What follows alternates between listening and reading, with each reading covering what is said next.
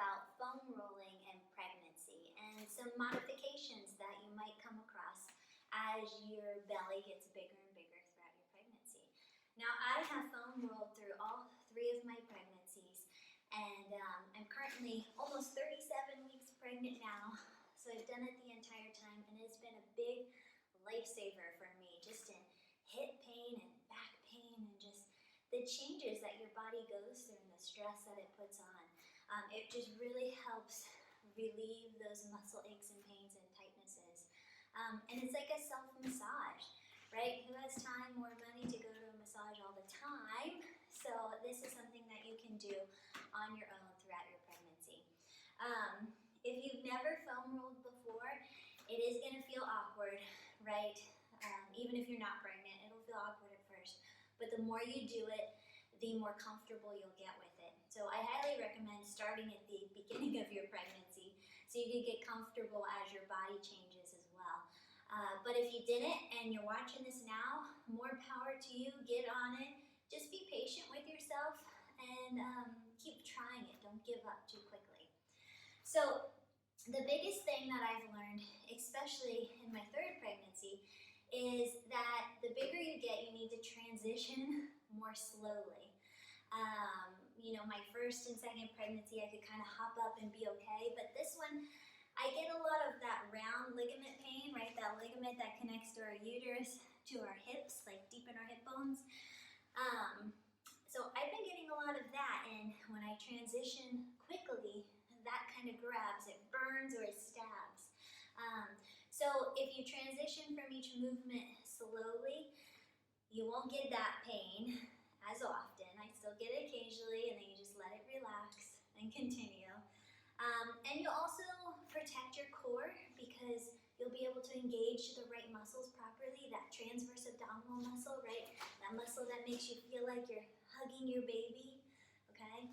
And then if you do your Kegel too, that'll help protect your pelvic floor throughout your movements. And this goes for rolling and for exercising.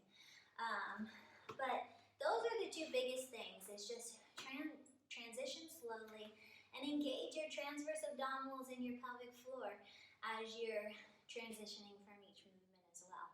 So I'll go through my favorite rolls and I'll just do them quickly for you.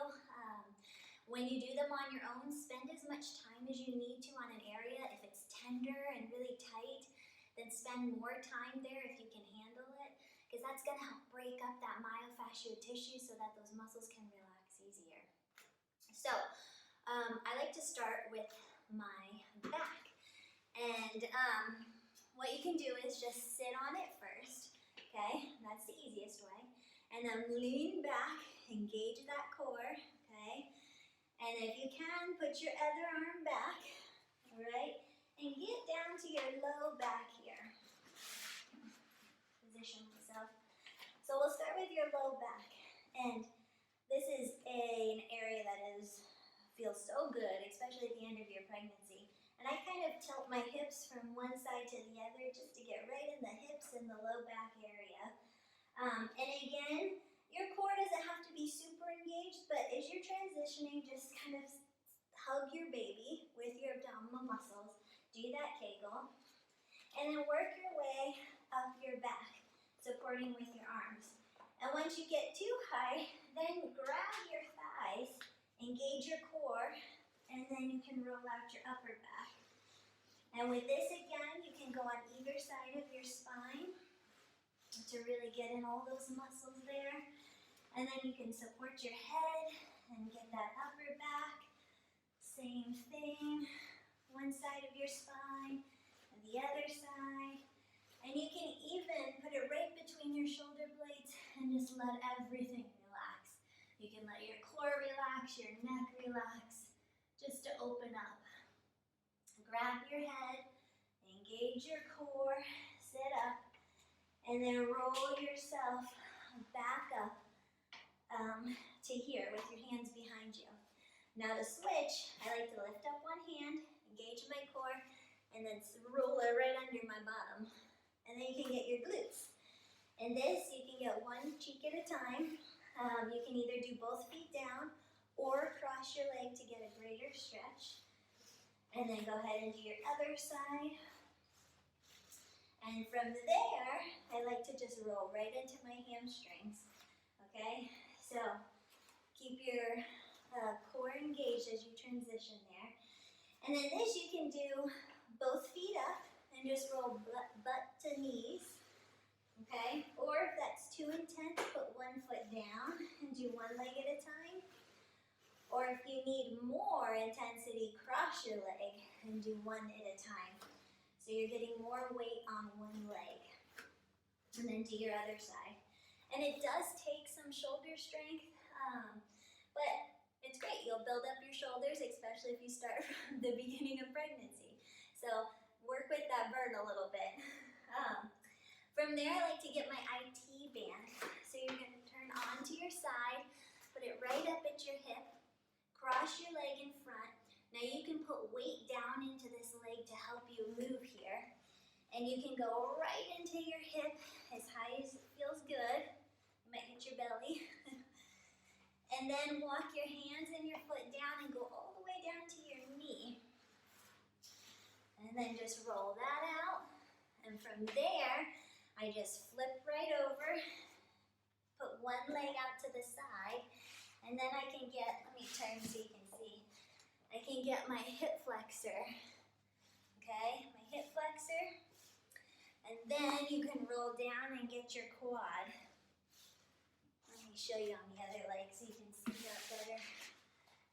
So one leg's kickstand off to the side, tighten your core, and just get right into your hip. And then all the way down to your knee. Okay?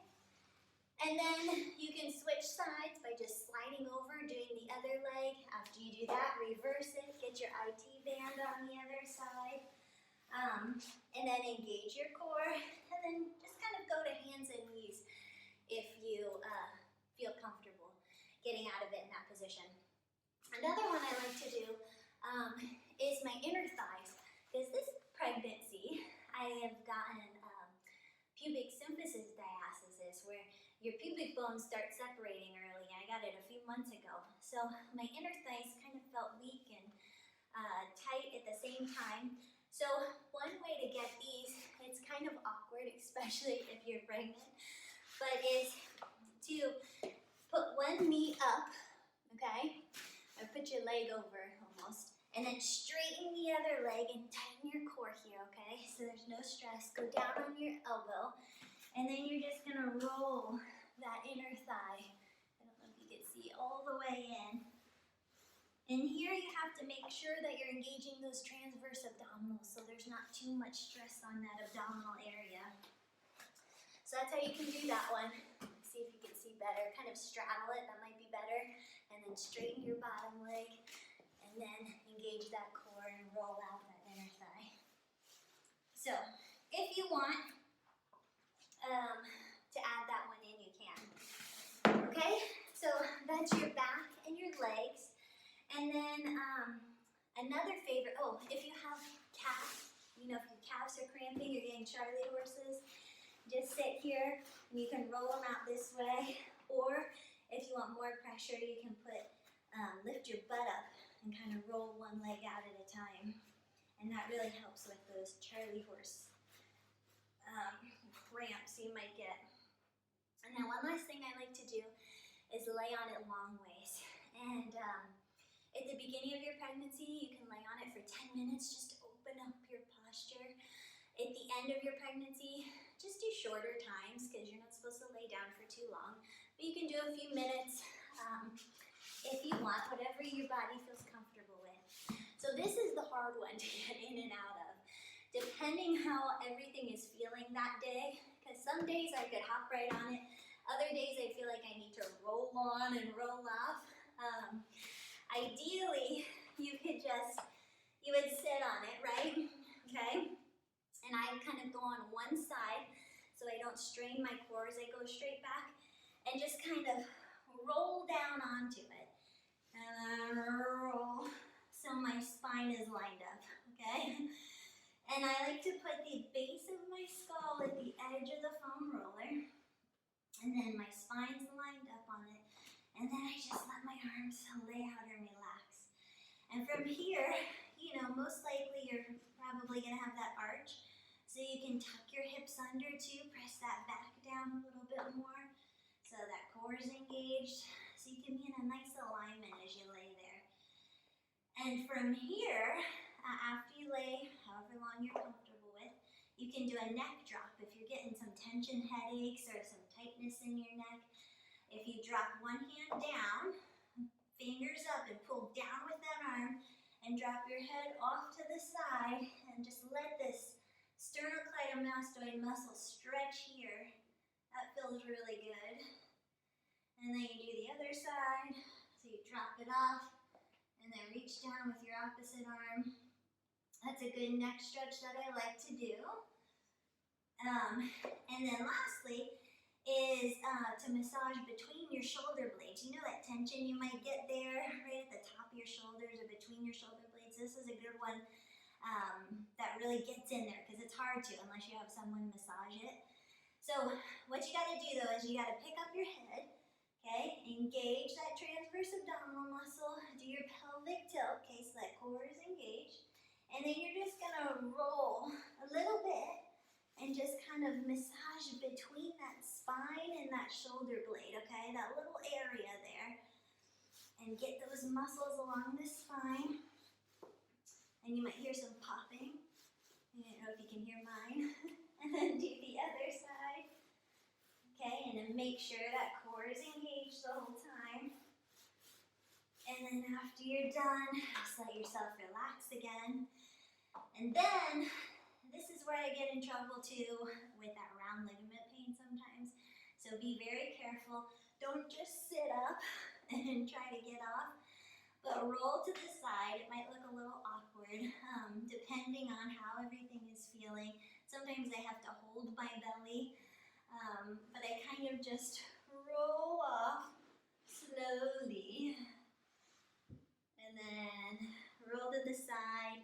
And occasionally you have to lay here for a second, let the muscles relax, okay? And then when you're ready, engage that core again if you can, and push yourself up, okay? And then you can go on all fours, and then stand up from there. So that is what foam rolling looks like in your third trimester of pregnancy.